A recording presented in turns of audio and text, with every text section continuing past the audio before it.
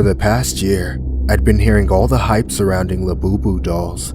Everywhere I went and every video I saw, it seemed like everybody had one. Initially, I didn't quite understand what was so appealing about these creepy-looking rabbit things with gigantic overbites. Though once I looked into it, I found a whole entire Labubu lore. On a basic level, there were the little keychain Labubus, simple common Labubus, and of course, the cheap knockoffs. But it went way deeper than that. People could customize and buy clothes for their Labubus, like outfits, accessories, as well as tiny little shoes. I even saw one person on Etsy selling Labubus with face tattoos. The only problem was that a lot of the Labubu dolls were really expensive. The cheap ones didn't really feel special enough to be a birthday gift to myself, but the higher end ones were hundreds of dollars, and super rare collectors Labubus were going for thousands. I knew I wanted one, but I was too broke to get one. However, my friends had been listening to me raving about Labubus in the past weeks leading up to my birthday, so they pulled together some money and got me a really nice expensive one. They wouldn't tell me exactly how much it cost, but I knew it was up there. I was so excited to finally have a Labubu doll. I hung it up in my rearview mirror. That way I would see it whenever I went anywhere. Unfortunately, ever since I put that Labubu doll in my car, weird shit started happening to me. The first thing I noticed was how many people were staring into my car as I drove by. I chalked it up to them all being envious of my rare Labubu, but all kinds of people were giving me the death glare. That wasn't all either. I considered myself a safe and somewhat lucky driver, but whenever I was on the highway, people kept drifting into my lane, forcing me to slam on the brakes or dangerously swerve out of the way. It got so bad that I became too paranoid to go anywhere except the places I absolutely had to. Of course, I still had to drive to work, and it was a harrowing experience every time, because I felt like I was dodging death every single mile. One day, I got to work and felt a great deal of paranoia. I had been living in that state of panic for weeks ever since I got the Labubu. At the end of my shift, I stepped outside to walk toward my car when I suddenly felt horribly ill. The thought of getting back into a vehicle with that thing made me sick to my stomach. I didn't have a choice though. I was clocked out, and all I wanted to do was get home as soon as possible. That thing was staring at me as soon as I got in my car. I wanted to throw it out when I got home, and I think, somehow, it could sense that. As I drove, I couldn't stop thinking about it, seeing it out of the corner of my eye, never blinking, just smiling at me with those unnatural teeth. Forget being drowsy or texting while driving. The Labubu was the most distracting thing I ever had to deal with while driving. The only way I could deal with my frustration was to talk to it. What are you looking at, you little asshole? Stop trying to ruin my life. Just look away, damn it! You're not gonna convince me to keep you. When we get home, you're going in the trash. The outside one. You got that? Ah! Hey, what the hell? How are you doing that with your face? Without warning, the Labubu started moving on its own.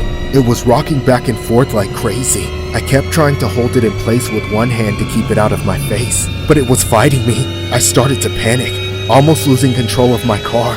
I was in the far left lane, speeding to get home, so there was nowhere for me to pull over. I nearly crashed trying to do it, but I made my way over to the right lane and took the first exit. With the Labubu still thrashing under my mirror, I stopped and ripped it off. Then I opened the window and threw it outside. There! Now stay gone, you little shit! I was so distracted that I didn't realize I had stopped in the middle of an intersection. When I saw those lights about to hit me, my life flashed before my eyes. I thought I was dead, and all because of a damn Labubu doll. Luckily, I survived, but I woke up in the hospital with just about every bone in my body broken, and the doctors telling me I'd been in a coma for weeks. They said it was a miracle I even made it. While I was recovering, I was stuck watching a lot of videos on TikTok. That's when I saw a video that made everything come flooding back.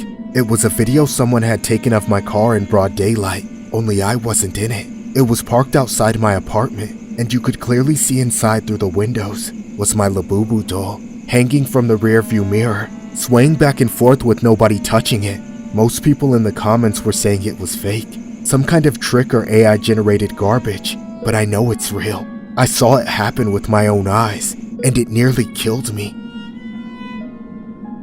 Labubu dolls have recently taken the world by storm, with everyone wanting to own one. They are these plush toys that look like elves with exaggerated facial expressions, of which the central figure is Labubu, a monster with sharp teeth, large ears and a scruffy appearance. However, many have their conspiracies behind the dolls and claim that they are linked to demonic entities, like in a viral TikTok video posted by a user filming a parked car from a distance.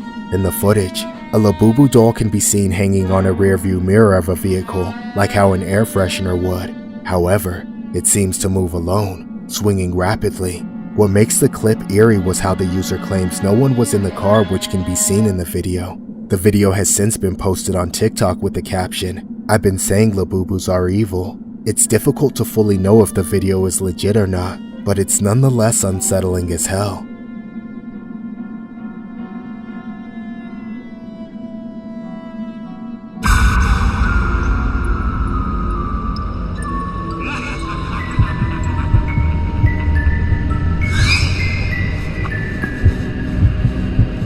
When I was younger, I always used to collect plushies and soft little dolls, and as I got older, I still carry those same traits.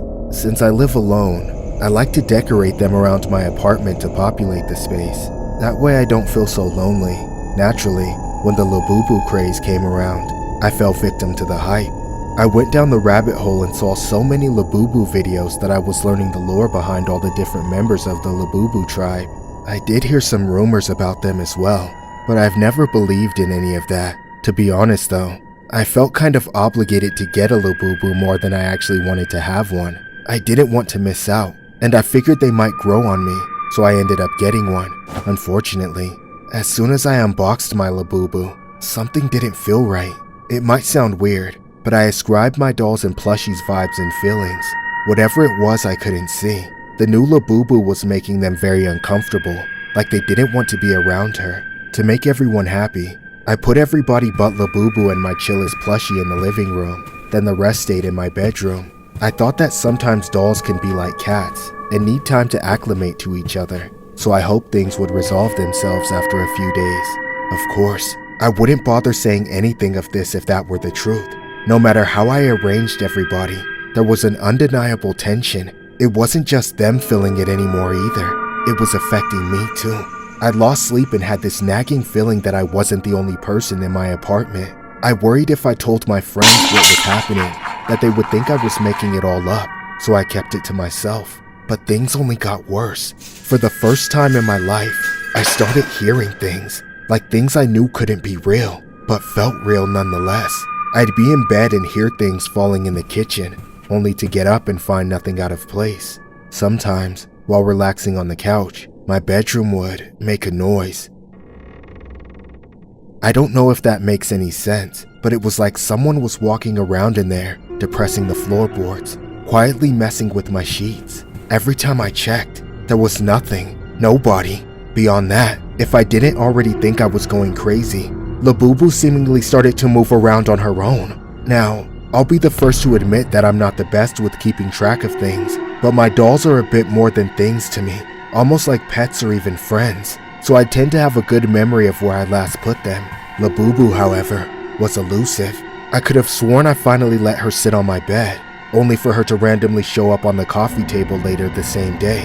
I tried locking her up in the kitchen cabinet, just for her to escape and surprise me on the floor. It was maddening, and nothing seemed to make it stop. One night, things got out of control. After tossing and turning for hours trying to fall asleep, I was just getting there when I suddenly shot awake. Something had pulled me out of sleep like my life depended on it, and then my eyes started to work again, only to see what was in front of me. Despite the fact I live alone, there was a large dark shadow looming over my bed.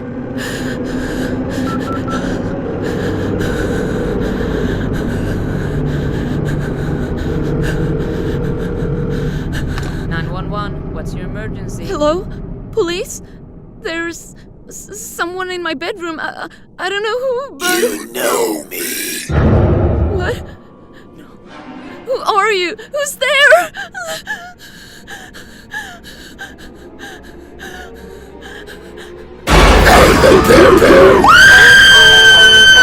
What are you doing here? Get out! But you brought me here. Don't you want to be best friends? No, go away! You aren't real. This is a nightmare. You think this is a nightmare? Just leave me alone! This is a nightmare! I went into Labubu's mouth, then I suddenly woke up.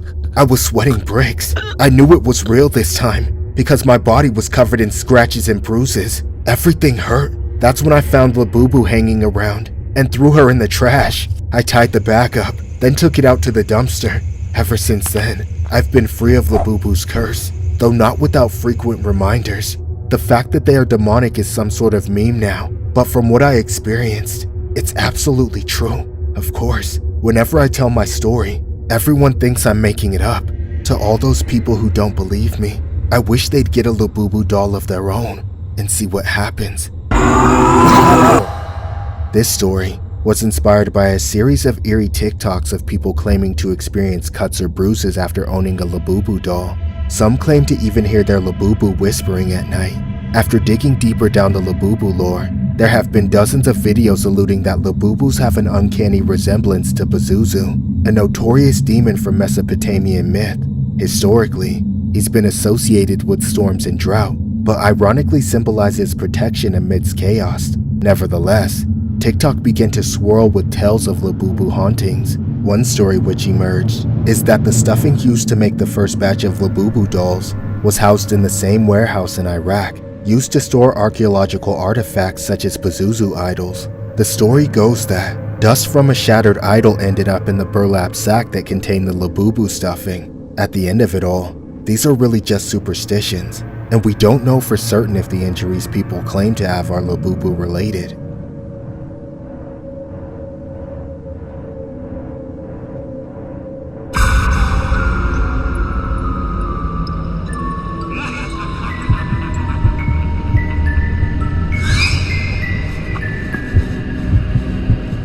It might be too soon for me to talk about this, even anonymously, but I need to get it off my chest. Recently, I was hanging with a few buddies of mine.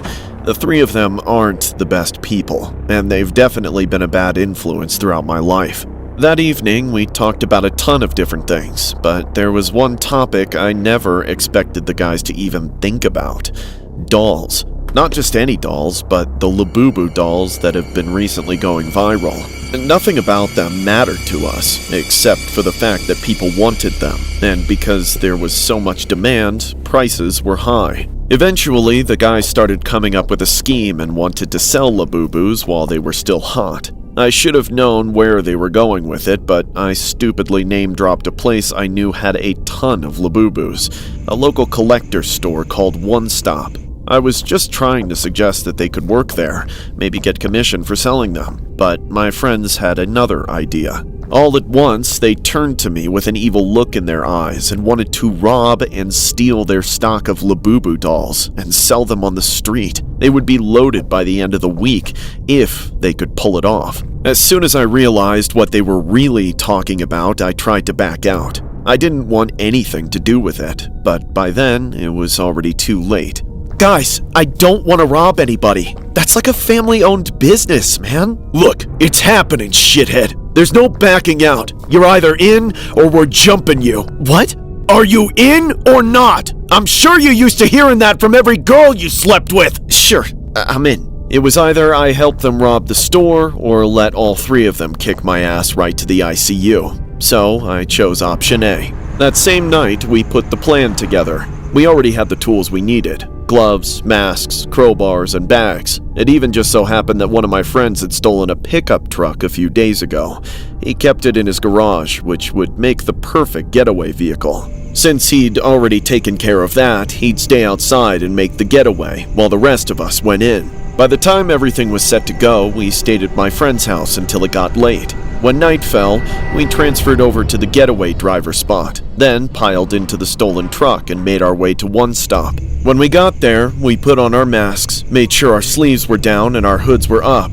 As soon as the truck stopped, the three of us got out and ran to the door. Within seconds, we broke the padlock and pried the door out, and just like that, we were in. We all started grabbing all the Labubus that we could. We smashed open the cases and went behind the counter for the most expensive ones and completely cleared the shelves. Suddenly, it was over. There weren't any Labubus left to grab, and we were carrying as much as we could possibly hold. A distant siren caught my attention right as we were leaving. I couldn't know for certain if they were coming for us, but I was pretty damn sure that they were. We loaded up the truck and piled in. Then the getaway driver got us the hell out of there.